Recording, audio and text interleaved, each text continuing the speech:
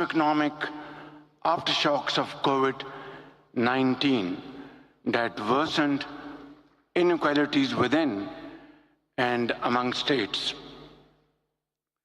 These call for unity of thought and action while upholding the values of peaceful coexistence, resolution of disputes in accordance with the UN Charter, and responding confidence in multilateralism in which all countries have a stake.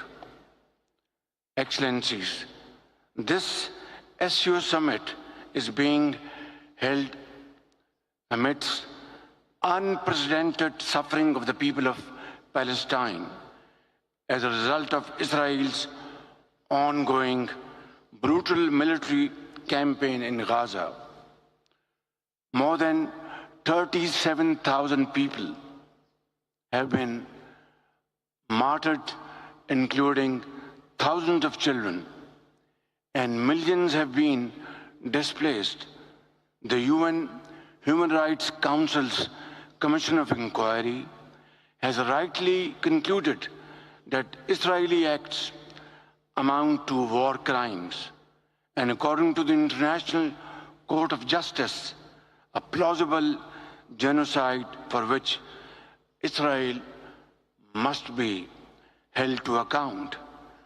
In line with the spirit of today's meeting, we must call upon the international community, in particular the UN Security Council, to uphold its responsibility to ensure an immediate ceasefire, free flow of humanitarian assistance, and protection of civilians in entire Gaza Strip.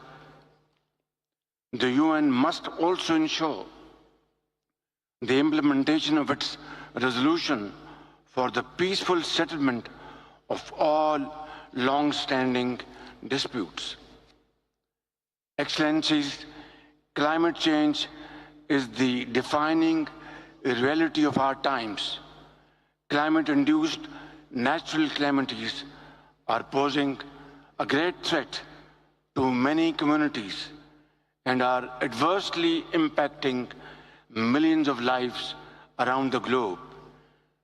We have witnessed these disasters firsthand during the devastating floods of 2022 in Pakistan, which led to unimaginable loss of lives and properties.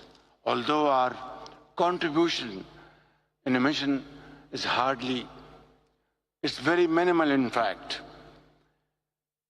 Generous financial and technological assistance to countries most vulnerable to climate change will enable them to rebuild from natural disasters and to adapt to the ever more frequent and ferocious climate impacts. Ladies and gentlemen, last year's SDG summit made far-reaching commitments to implement the Sustainable Development Goals. We must ensure implementation of the SDG stimulus.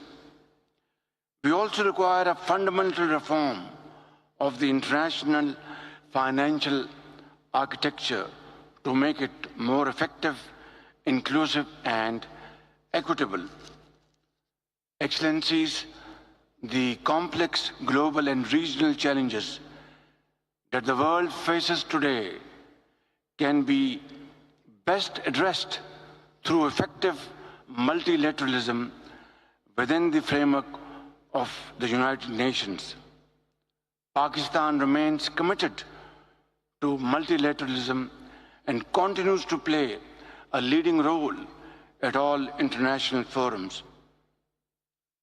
Last month, Pakistan was elected as a non-permanent member of the UN Security Council for the term 2025-2026.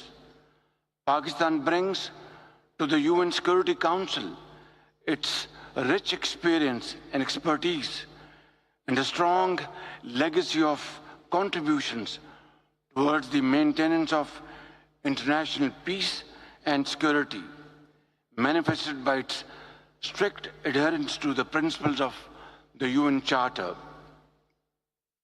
In its upcoming term, Pakistan will remain committed to pursuing just and peaceful resolution of outstanding and ongoing disputes, opposing resort to unilateral and illegal use of threat or use of force, combating terrorism in all its forms and manifestations.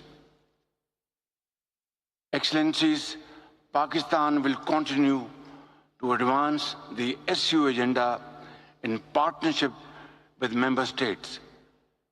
We will continue to strengthen multilateral institutions and enhance global cooperation to realize the common objective of an equitable and peaceful world order, while respecting the principles of self-determination, sovereignty, and territorial integrity, as well as non-interference in the internal affairs of other countries. I thank you.